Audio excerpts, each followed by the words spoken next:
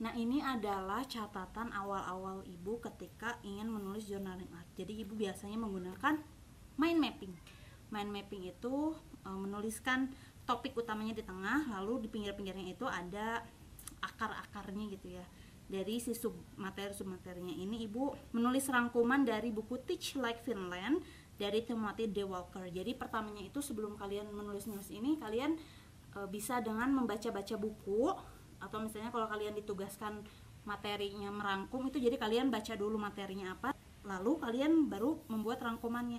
Nah, rangkumannya itu bisa dibuat dengan mind mapping seperti ini. Si materi topik utamanya di tengah, lalu di pinggir-pinggirnya ada kata-kata keywordnya, kata-kata kuncinya, dan juga submaterinya.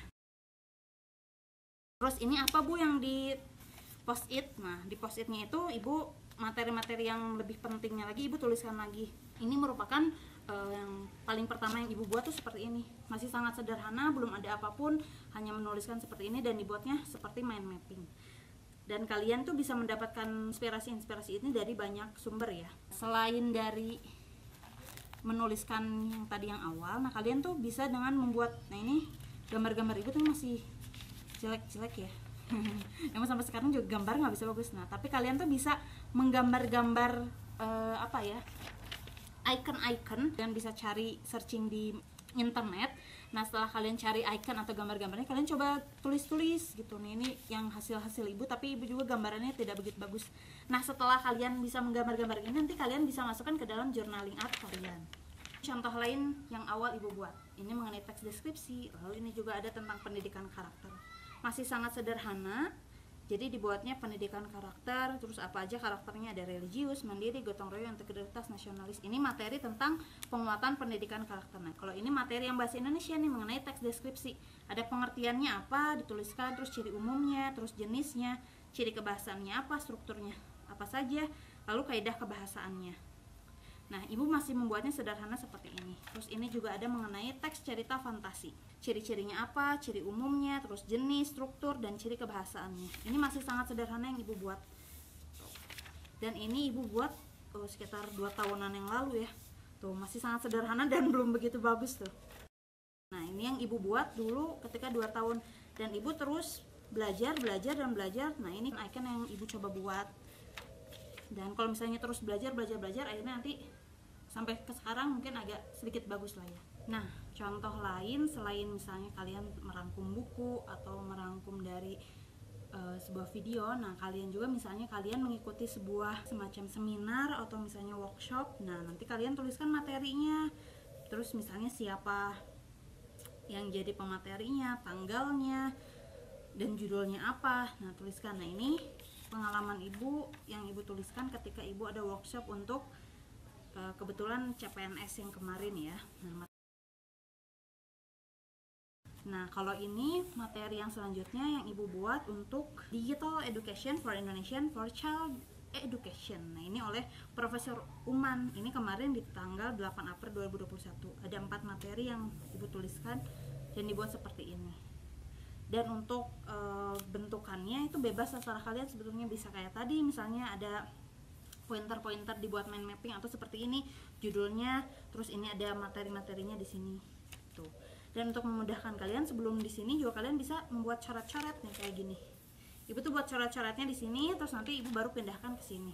Ataupun kalau misalnya kalian sudah terbiasa membuat catatan, ya langsung juga nggak apa-apa, gak usah buat catatan kayak gini dulu. Tapi kalau misalnya kalian belum bisa, ya kalian buat dulu catatan yang jeleknya gitu, yang belum rapihnya, lalu setelah itu kalian buat catatan yang rapih seperti itu. Contoh yang lain itu ini, misalnya ada materinya di tengah, terus ini yang poin-poin utamanya di atas dan di bawahnya.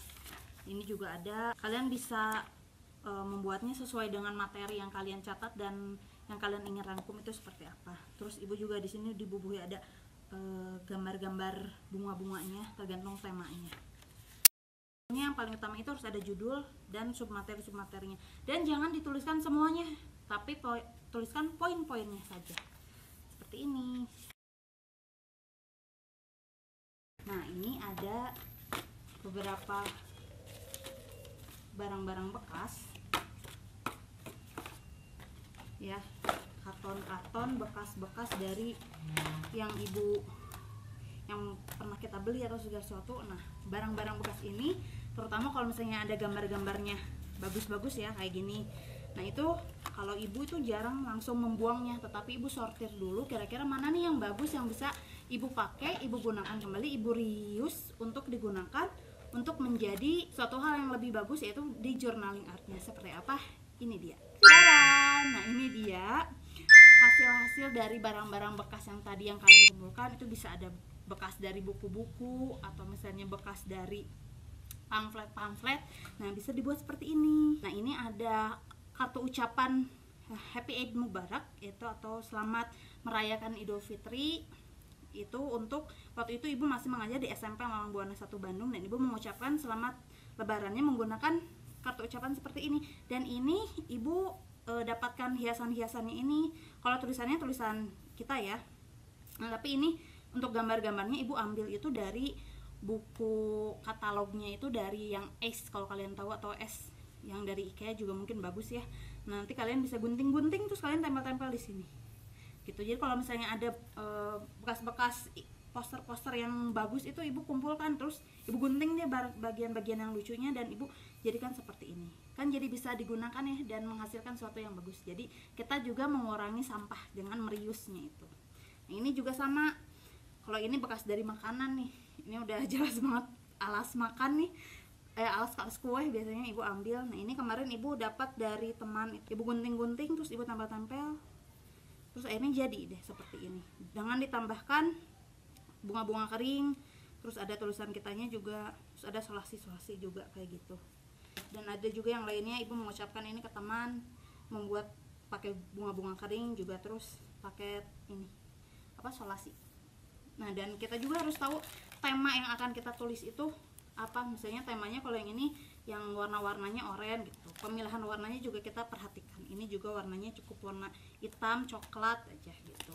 Nah, kalau ini yang terakhir ibu buat, nah ini ibu mengucapkan selamat tahun baru Hijriah, dan ibu menggunakan ada bukunya juga, terus ada hiasan-hiasan gambar-gambarnya. Selamat tahun baru Hijriah. Tulisannya ini spidolnya itu biasanya ada yang khusus untuk hand lettering, yaitu biasanya spidol yang brushnya ya, jadi yang ujungnya berbeda. Contohnya yang seperti ini nih, lihat ibu. Dan di ujungnya itu berbeda dengan spidol biasa, jadi ujungnya itu lancip. Nah, seperti ini. Nanti kita coba buat belajarnya ya. Nah, sekarang kita akan merecycle tulisan ini yang mengenai teks deskripsi ini. Kalau kalian ada buku paketnya bahasa Indonesia, silahkan dibuka buku paket bahasa Indonesia, terus dicari kotak info yang biasanya itu ada warna biru. Nanti di situ ada kotak infonya mengenai materi-materi dari teks deskripsinya, atau misalnya materi apapun yang kalian mau. Sekarang kita akan memperbaharui tulisan ini jadi yang lebih baru ya. Ayo kita mulai.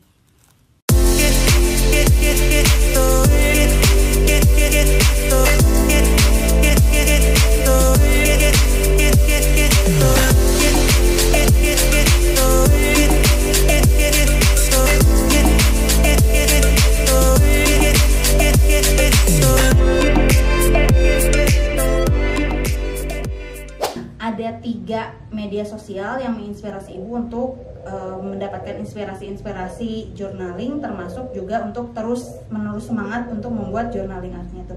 Ada 3. Yang pertama itu adalah Pinterest. Ada yang udah tahu ini. Nah, aplikasi Pinterest itu, media sosialnya Pinterest itu sangat-sangat menginspirasi, terutama kalau ibu membuat keywordnya itu menggunakan bahasa Inggris ya.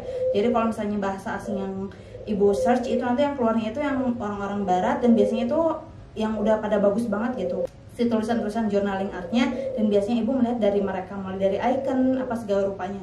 Jadi ada Pinterest. Nah, yang kedua itu ibu dari YouTube, sama seperti kalian mungkin pengguna YouTube, jadi ibu juga ngeliat video-video yang di sana journaling artnya. Ada salah satu yang ibu suka yang tadi ibu sebutkan, Amanda Rahli. Aplikasi yang ketiga yang ibu baru gunakan sebenarnya baru-baru ini, yaitu Instagram. Di Instagram juga ada beberapa yang ibu suka, contohnya The Gang Gofur, itu juga ibu suka. Terus ada juga banyak sih ya sebetulnya yang tulisan-tulisan journaling yang digital maupun yang tidak, ibu suka gitu cara-cara mereka menuliskannya. Dan mungkin sudah banyak juga kalau misalnya kalian ada aplikasi TikTok, juga di TikTok juga ada kan yang mengenai cara menulis, how to take notes and the other things kayak gitu. Jadi kalian silahkan searching aja. Tapi yang ibu suka itu Pinterest yang paling itu.